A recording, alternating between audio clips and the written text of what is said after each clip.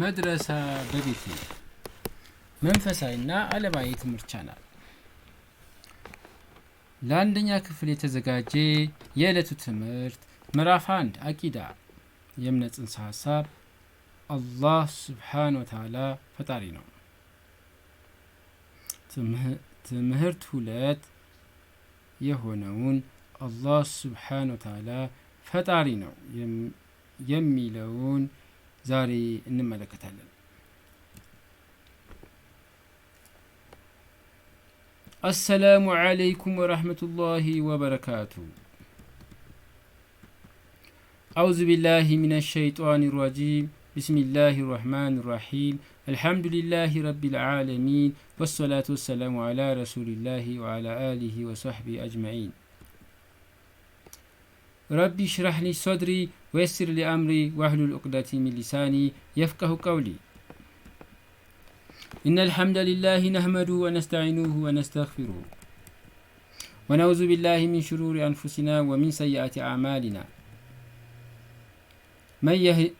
من يهدي الله فلا مضل له ومن يضلل فلا هادي له. وأشهد أن لا إله إلا الله وحده لا شريك له وأشهد أن محمدا عبده ورسوله.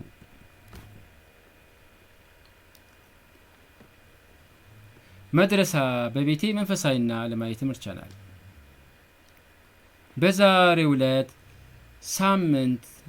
ሁለተኛውን ሳምንት የሆነውን ትምህርት 2ን አላህ ሱብሓነሁ ወተዓላ ፈጣሪ ነው የሚለውን እንማራለን። ከአላህ ስሞች ከ99 ስሞች የሆነውን ፈጣሪ ስለ ሁሉም ፈጣሪ አላህ ሱብሓነሁ ወተዓላ እንማራለን። ውድ አስተማሪ ወይም ወላጆች የትምህርቱ ዓላማ ስለ ፈጣሪ ኻሊቁ አላህ ሱብሓነሁ ወተዓላ መማር፣ ፍጥረትን የፍጹምነቱና የሀያልነቱ ምልክት አድርጎ አላህ ሱብሓነሁ ወተዓላ እንደፈጠረ መረዳት፣ አላህ ሱብሓነሁ ወተዓላ ባህሪያቱን የሚገልጸው በፍጡራኑ መሆኑን መረዳት፣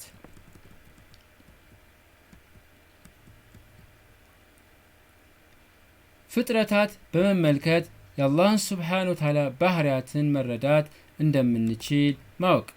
ፈጣሪ ባይኖር ኑሮ ፍጥረት አይኖርም ነበር። በፍጥረት ሁሉ ውስጥ የአላህን ሱብሓነሁ ወተዓላ መኖር እንዲሁም የታላቅነት ምልክቶች እንዳሉ በመገንዘብ ማድነቅ።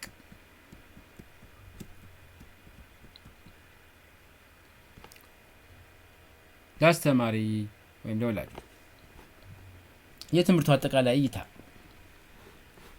ስለ ሁሉ ፈጣሪ ስለሆነው አላህ ሱብሓነሁ ወተዓላ ባህሪን የሚገልጽ አረፍተ ነገሮችን ወይም አንቀጾችን መምህሩ ሲያነብ ማዳመጥ፣ ለግንዛቤ የእውነተኛና የሐሰት መልመጃዎችን ማጠናቀቅ፣ የአረበኛውን ኻሊቁ የሚለውን ቃል መመርመርና ውስጡን ቀለም መቀባት፣ ለመደሰት በአረበኛ ቃላቶች አረፍተ ነገሮችን ማዛመድ፣ አንድ አያትና አንድ ሐዲስን መማር፣ በሰንጠረዥ ውስጥ ቃላቶችን መፈለግ፣ አንዳንድ የአላህ ሱብሓነሁ ወተዓላ ፍጥረታትን ስም መለየት፣ የአላህን ሱብሓነሁ ወተዓላ ፍጡራን ምስሎችን መሰብሰብና ቆርጦ መለጠፍ፣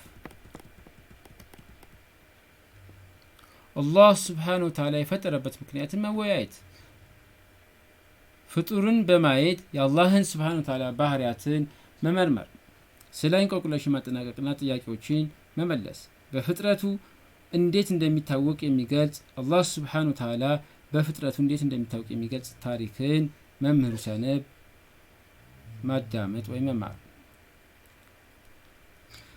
ከዛም የሚተላለፉ ልዩ ትምህርቶችን መለየት፣ ሌላ ስላይ እንቆቅልሽን ማጠናቀቅና ውስጡን መቀባት፣ ስለ ፈጣሪ አላህ ሱብሓነሁ ወተዓላ ግጥም መምህሩ ሲያነብ ማዳመጥ።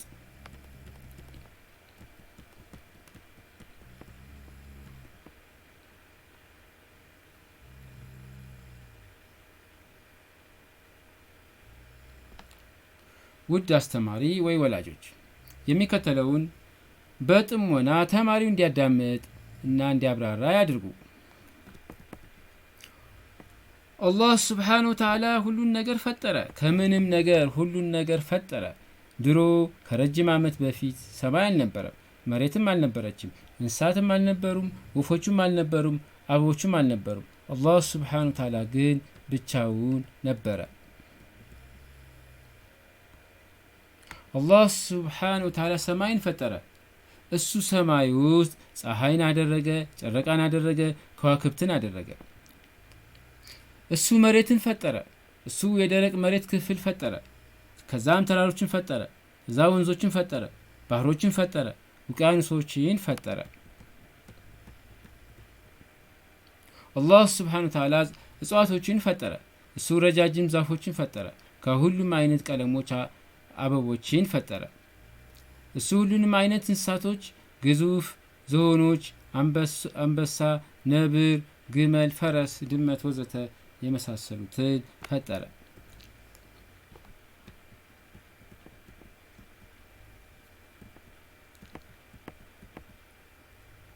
አላህ ስብሓነሁ ወተዓላ የነገሩ ሁሉ ፈጣሪ ነው። የመላእክትና የማይታዩ ዓለማቶች ፈጣሪ ነው። የምድርና የሰማይ ፈጣሪ ነው። የከዋክብትና የፀሐይ የጨረቃ ፈጣሪ ነው። ውቅያኖሶችና ተራሮችን ፈጣሪ ነው። የእጽዋትና የእንስሳት ፈጣሪ ነው። ያንተና የኔ ፈጣሪ ነው። አላህ ስብሓነሁ ወተዓላ የነገሮች ሁሉ ፈጣሪ ነው። አላህ ስብሓነሁ ወተዓላ እንዴት አስደናቂ ዓለምን ፈጥሯል። አላህ ስብሓነሁ ወተዓላ ከምንም ነገር ሁሉን ነገር ከባዶ ነገር ስለመፍጠሩ እስቲ ትንሽ ያስቡ፣ ያስተንትኑ። ከባዶ ነገር ከምንም ነገር ሁሉን ነገር መፍጠር የሚችል አንድ ሰው አለ? አላህ ስብሓነሁ ወተዓላ ከምንም ነገር ሁሉን ነገር ማድረጉ ምን ይባላል? ምን እንለዋለን? ይህን መፍጠር ብለን እንጠራዋለን። ምንም ነገር ሳይጠቀም ሁሉን ነገር ማን ፈጠረው? አላህ ስብሓነሁ ወተዓላ አላችሁ። አላህ ስብሓነሁ ወተዓላ ብቻ መፍጠር ይችላል። ማንም ሌላ ሰው መፍጠር አይችልም። ማንም ሌላ ሰው ወይም ፍጥረት መፍጠር አይችልም።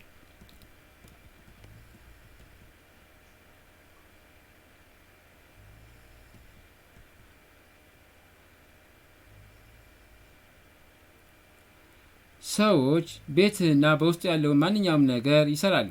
አላህ ስብሓነሁ ወተዓላ ቀድሞ ከፈጠራቸው ከእንጨት፣ ከብረት፣ ከሌሎች ነገሮች ሰዎች ይሰራሉ።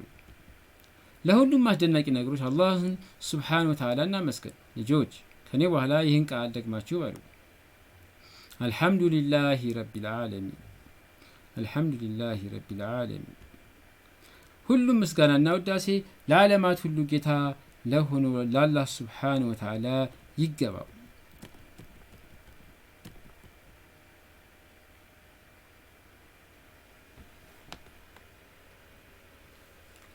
እንግዲህ አላህ ስብሓነሁ ወተዓላ ፈጣሪ ስለመሆኑ የቁርአንና የሐዲስ ማስረጃዎች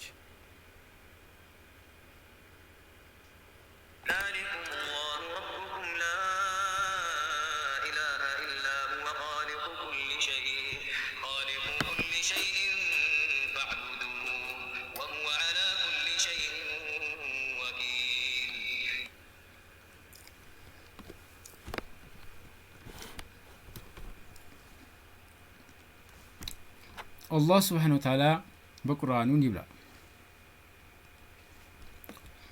ይህ ጌታችሁ አላህ ነው፣ ከእርሱ በቀር አምላክ የለም፣ ነገሩን ሁሉ ፈጣሪ ነው፣ ነገሩን ሁሉ ፈጣሪ ነው። ስለዚህ ተገዙት፣ እርሱም በነገሩ ሁሉ ላይ ተጠባባቂ ነው። ሱረቱል አንዓም ምዕራፍ 6 አያ 102።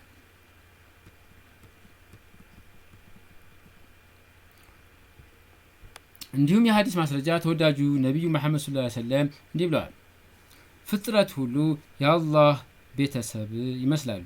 በአላህ ዘንድ በጣም የተወደደው ለፍጥረቱ መልካም በጎ የሰራ ሰው ነው።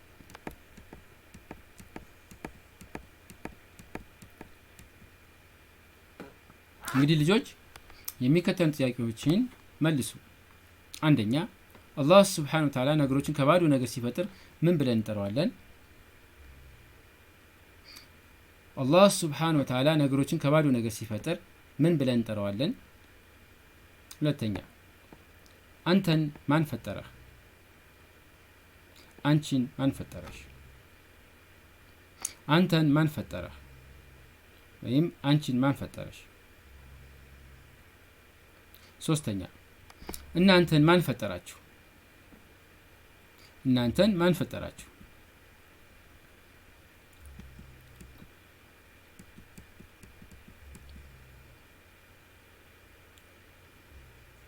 ሌላው ከዚህ በታች ያለውን ቃል ማንበብ ይችላሉ? ምን ማለት እንደሆነ ያውቃሉ? መልሱን በተዘጋጀው ቦታ ላይ በመጻፍ ውስጡን ይቀቡ።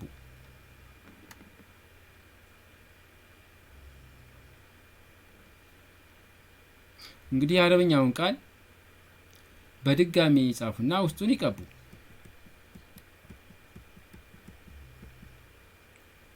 ሌላው መልመጃ በሰንጠረዥ ውስጥ ያሉትን ቃላቶች ይፈልጉና ያክቡ።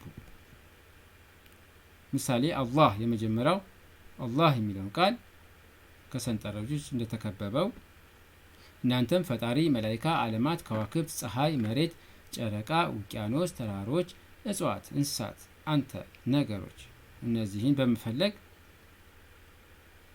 ያክቡ።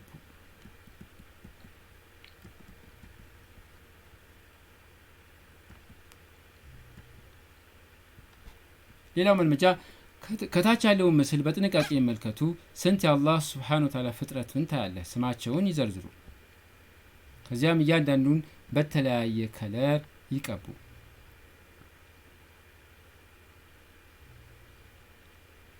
በስዕሉ ላይ ዳሽ የአላህ ሱብሓነሁ ወተዓላ ፍጥረታትን ማየት ይችላሉ። እነርሱም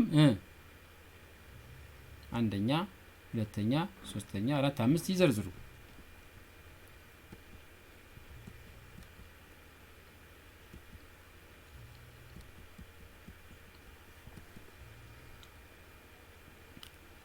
ሌላው ጥያቄ እውነት ወይም ሐሰት በማለት ይግለጹ። አንደኛ አላህ የነገር ሁሉ ፈጣሪ ነው። አላህ የነገር ሁሉ ፈጣሪ ነው። ሁለተኛ መላእክት የማይታዩትን ዓለማትን ፈጥረዋል። መላእክት የማይታዩትን ዓለማት ፈጥረዋል። ሶስተኛ ከዋክብት፣ ፀሐይ፣ ምድርና ጨረቃ ሁልጊዜም ነበሩ። ከዋክብት፣ ፀሐይ፣ ምድርና ጨረቃ ሁልጊዜም ነበሩ። አራተኛ አላህ ውቅያኖሶችን፣ ተራሮችን ፈጣሪ ነው። አራተኛ አላህ ውቅያኖሶችን፣ ተራሮችን ፈጣሪ ነው። አምስተኛ እኛ የተፈጠርነው በወላጆቻችን ነው። እኛ የተፈጠርነው በወላጆቻችን ነው።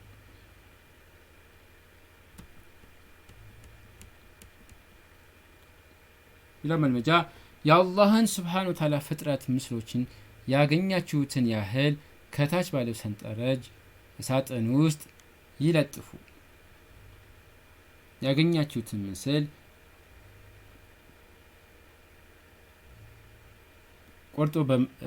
ቆርጣችሁ ለጥፉ።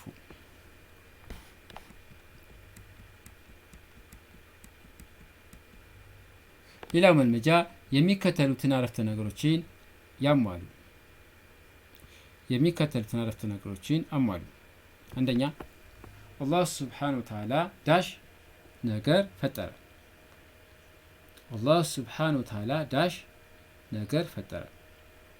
ሁለተኛ አላህ ሱብሓነሁ ወተዓላ ዳሽ ሁሉን ነገር ፈጠረ።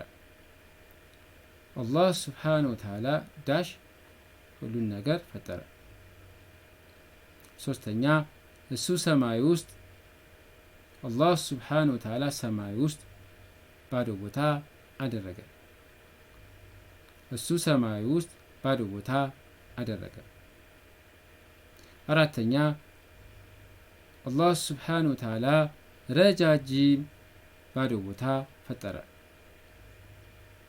አራተኛ እሱ ረጃጅም ባዶ ቦታ ፈጠረ። አምስተኛ ከሁሉም አይነት ቀለሞች ዳሽ ፈጠረ። አምስተኛ ከሁሉም አይነት ቀለሞች ባዶ ቦታ ፈጠረ።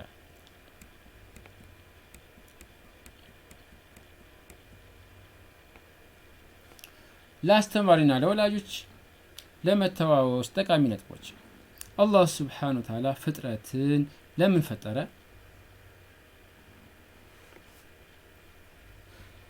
ፍጥረትን የፍጹምነቱና የሀያልነቱ ምልክት አድርጎ መፍጠሩን አላህ ሱብሓነሁ ወተዓላ በቅዱስ ቁርአኑ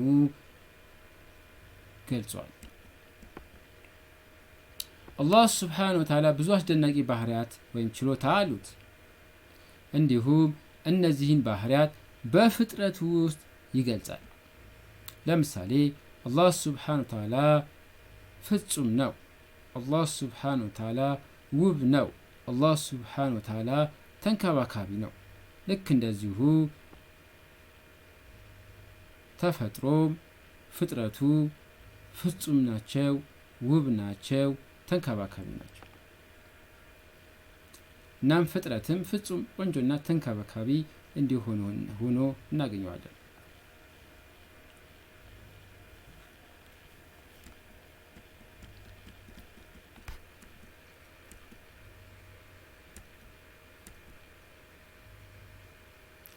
እና አርቲስቱ የሚያምሩ ስዕሎችን በመሳል ተሰጥኦውን እንደሚያሳይ አላህ ሱብሓነሁ ወተዓላ ለራሱ የጥበብ ስራ ሰዓሊና ፈጣሪ ነው። ለምሳሌ ሁላችን በቂ ምግብና የመሳሰሉ አለን እና አላህ ሱብሓነሁ ወተዓላ ሁሉን አቅራቢ መሆኑንም እናውቃለን።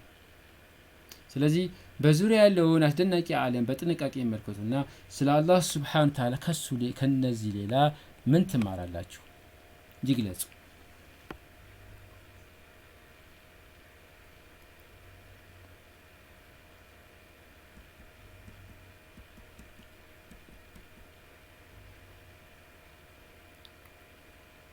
ልጆች ከዚህ በታች ያሉት ነጥቦችን በማገናኘት ውስጡን ከለር ይቀቡ። የእነዚህን ምስል ነጠብጣቦችን በማገናኘት ውስጡን ከለር ይቀቡ።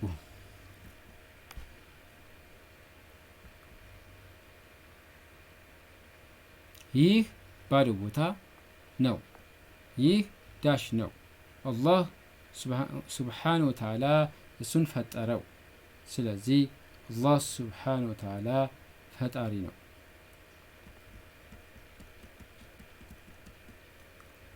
ከታች ያለውን ምስል በጥንቃቄ ይመልከቱ። ምን ማየት ይችላሉ?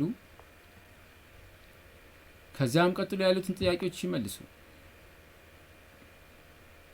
አንደኛ፣ በረጅም ሳር ውስጥ የተደበቀውን የአላህ ሱብሓነሁ ወተዓላ ፍጡር የትኛው ነው?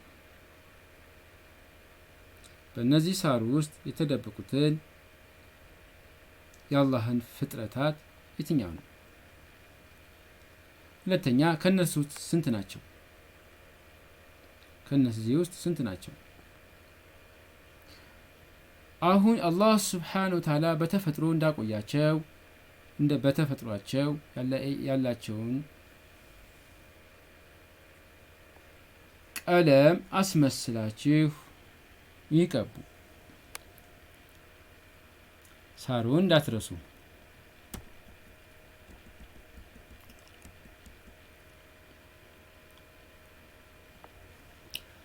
ውድ አስተማሪ ወይም ወላጆች የሚከተሉትን ታሪክ ተማሪ ወይ ልጆ እንዲያዳምጡና እንዲያብራሩ ያድርጉ።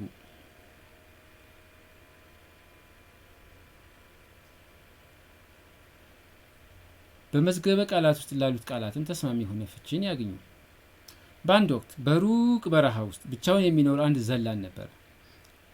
ግመሎችን በመንከባከብና ወርቃማ ያሸዋ ክምር ላይ ከአንዱ ውቅያኖስ ወይም የባህር ዳርቻ ወደ ሌላው ሲሄድ በመቆየት ቀኑን ያሳልፍ ነበር። በሌሊት ከዘንባባ ዛፍ ስር ተቀምጦ ሰማያትን አፍጦ እያየ ውበቱንና ግዙፍነቱን እያደነቀ ነው። ብልጭ ድርግም የሚሉ ኮከቦችና ብርማ ጨረቃን እያየ ለራሱ እንዲህ ይላል፣ ኦ እንዴት በጣም ቆንጆ ነው! እንዴት በጣም ቆንጆ የሚያምር ነው!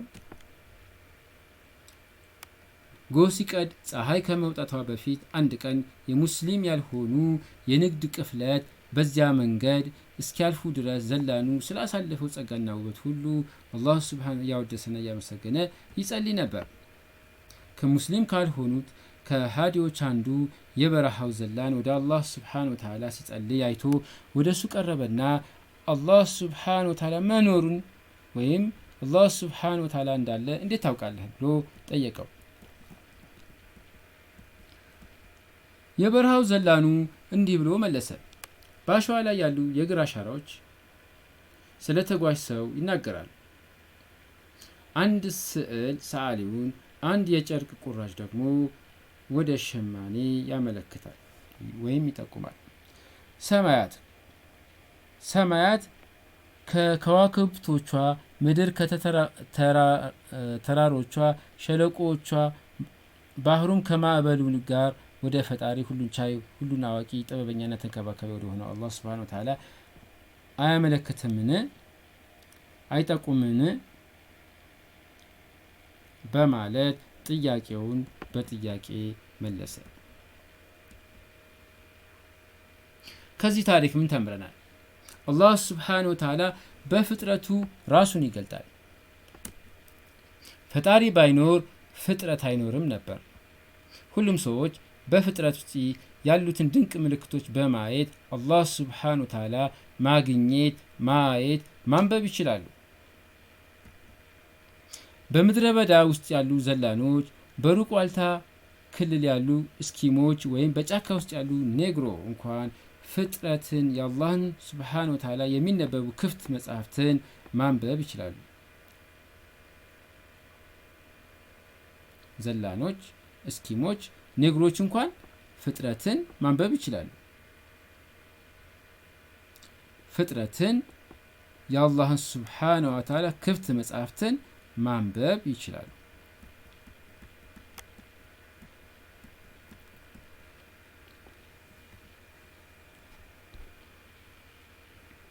ውድ አስተማሪው ወይም ወላጆች፣ የነቢዩ ፈገግታ። ነቢዩ ሰለላሁ ዐለይሂ ወሰለም አይሻን የአላህን ሱብሓነሁ ወተዓላ የላቀ ስም ለማወቅ ጉጉት ባሳየች ጊዜ ፈገግ አሉ። የምእመናን እናት አይሻ ረዲየላሁ አንሃ እንዲህ ብላለች። የአላህ ሱብሓነሁ ወተዓላ መልእክተኛ ሰለላሁ ዐለይሂ ወሰለም እንዲህ ሲሉ ሰማቸው። አላህ ሱብሓነሁ ወተዓላ ሆይ እኔ ንጹሕ መልካምና የተባረከ እንዲሁም አንተ ዘንድ በጣም ተወዳጅ በሆነው ስምህ ጠይቃለሁ። በዚህ ስም ስትለመን መልስ የምትሰጥበት፣ ሰዎች የሚሹትን ሲለምኑህ የሚያገኙበት፣ እዝነትህን የሚፈልጉ እዝነትህን የሚያገኙበት፣ ጭንቀት፣ ሐዘን፣ ሌላም ችግር እንዲወገድላቸው ቢለምኑህ የሚወገድላቸው በሆነው ስምህ እለምንሃለሁ።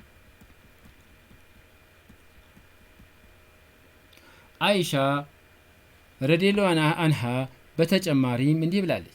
የአላህ ሱብሓነሁ ወተዓላ መልእክተኛ ሰለላሁ ዐለይሂ ወሰለም አንድ ቀን እንዲህ አሉኝ፣ አይሻ ሆይ አላህ ሱብሓነሁ ወተዓላ ሲለመን እሺ የሚልበት የሆነ ስሙን እንዳሳውቀኝ አታውቂምን? እኔም የአላህ ሱብሓነሁ ወተዓላ መልእክተኛ ሆይ አባትና እናቴ ይሰውልዎትና ይህን ስም ይንገሩኝ አልኳቸው። እርሳቸው ግን አይሻ ሆይ ልታውቂው አይገባም አሉኝ። እኔም ወደ ጎን ፈንጠር ብዬ በመቀመጥ ለሰዓታት ያክል ቆየሁ። ከዚያም ተነሳሁና ወደ እርሳቸው በመሄድ የአላህን ሱብሓነሁ ወተዓላ መልእክተኛ ሆይ ይህን ስም ልወቀው አልኳቸው። እርሳቸውም ልታውቂው አይገባም፣ እኔም እንድታውቂው አላደርግም።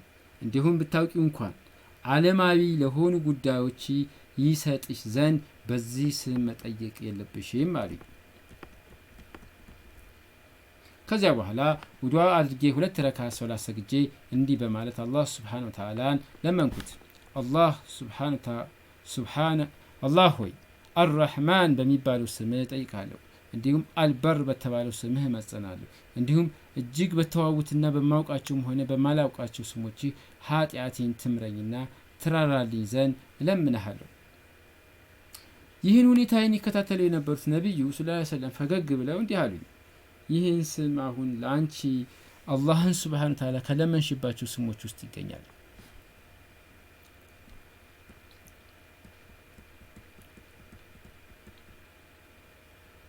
ሌላው መልመጃ ሌላውን የአላህን ሱብሓነሁ ወተዓላ ፍጡር በምስሉ ይመልከቱ። ከዚያም በቀለም ነጥቦችን በትክክለኛው የፊደል ቅደም ተከተል ያገናኙ። በትክክለኛ የፊደል ቅደም ተከተል ከአሊፍ ጀምሮ በቅደም እስከ ያ ድረስ ያገናኝ። ከዛ አንደኛ የዚህ አይነቱ እንስሳ ምን ይባላል እና የት ይኖራል?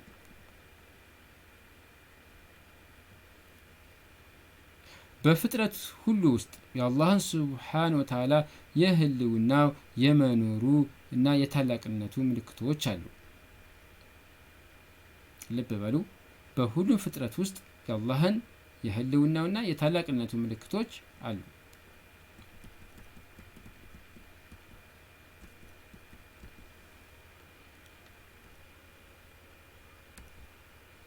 ውድ አስተማሪ ወይም ወላጆች የሚከተለውን ግጥም ያንብቡ።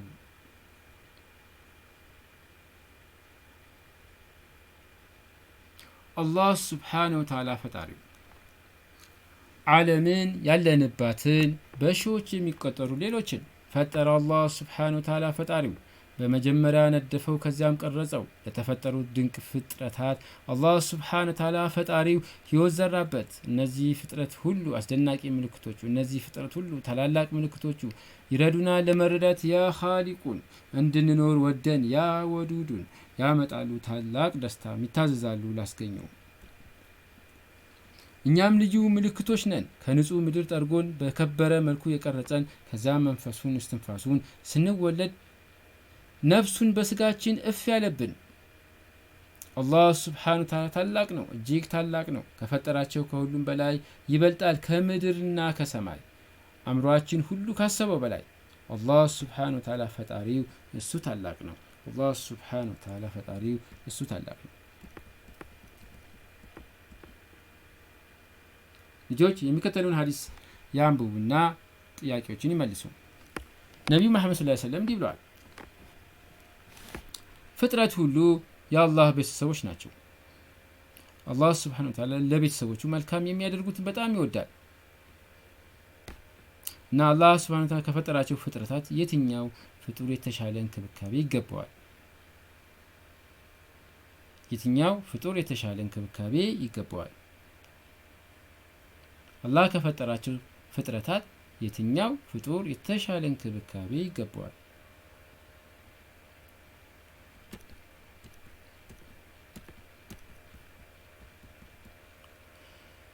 ማጠቃለያ፣ ወላጆች በዚህ ትምህርት እንግዲህ ውስጥ የልጆን አፈጻጸም እንዴት ይገመግሙታል? የሁሉን ፈጣሪ አላህን ሱብሓነሁ ወተዓላ ባህሪ የሚገልጽ አረፍተ ነገሮችን ወይ አንቀጾችን ተማሪው አዳምጧል። መምህሩ ሲያነብ ተማሪው አዳምጧል። ለግንዛቤ እውነተኛና የሐሰት መልመጃዎችን አጠናቋል ወይ ሰርቷል። ለመዝናናት የአረበኛውን ኻሊቁ የሚለውን ቃላት መርምሯል ወይም ቀብቷል። ለመደሰት በአረበኛ ቃላትና የአረፍተ ነገሮችን አዛምዷል። አንድ አያትና አንድ ሀዲስ ተምሯል። በሰንጠረዥ ውስጥ ቃላቶችን ፈልጓል። አንዳንድ የአላህን ፍጥረታት ስም ለይቷል። የአላህን ሱብሓነሁ ወተዓላ ፍጡራን ምስሎችን ሰብስቦ ቆርጦ ለጥፏል። እነዚህን የመሳሰሉ እንግዲህ ልጆ ከሰራ ልክ ማርክ ይስጡት፣ ካልሰራ ደግሞ ኤክስ በማድረግ ልጆን ይገምግሙ። አላህ ሱብሓነሁ ወተዓላ የፈጠረበት ምክንያትን ተወያይቷል።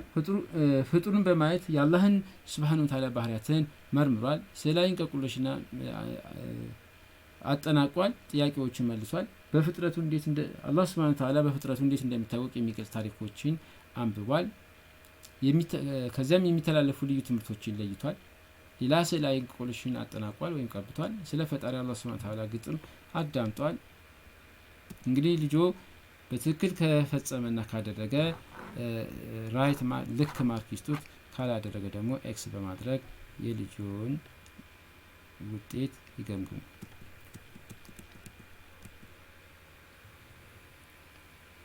ውድ መምህር፣ በዚህ ትምህርት ውስጥ እንግዲህ የተማሪውን አፈጻጸም እንዴት ይገመግሙታል? ከላይ ጀምሮ ያለውን እንግዲህ ተማሪ የሰራቸውን ተግባራቶችን ድምር ውጤት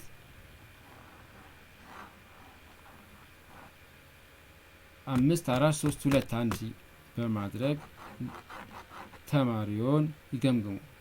وآخر دعوانا أن الحمد لله رب العالمين السلام عليكم ورحمة الله وبركاته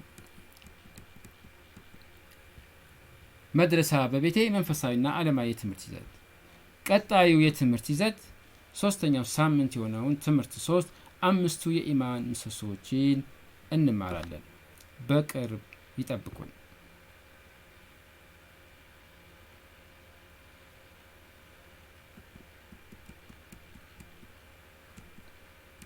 መድረሳ በቤቴ መንፈሳዊና ዓለማዊ ትምህርት ቻናል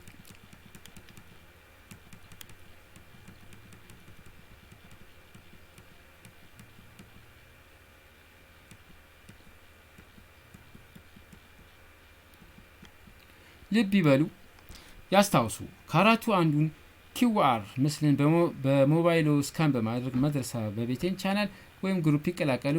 ለሌላም ሰዎች ምስሉን ያጋሩ። መድረሳ በቤቴ መንፈሳዊና ዓለማዊ ትምህርት ቻናል። በኸይር ስራ በመሳተፍ ለአላህ ያበድሩ።